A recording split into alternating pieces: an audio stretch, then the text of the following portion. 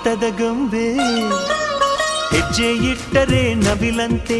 ತುಟಿ ತೆರೆದರೆ ಗಿಣಿಯಂತೆ ಆ ನಡೆ ಚಂದ ಆ ನುಡಿ ಚಂದ ಆ ನಗು ಚಂದ ಆ ಗುಣ ಚಂದ ಯಾರೇ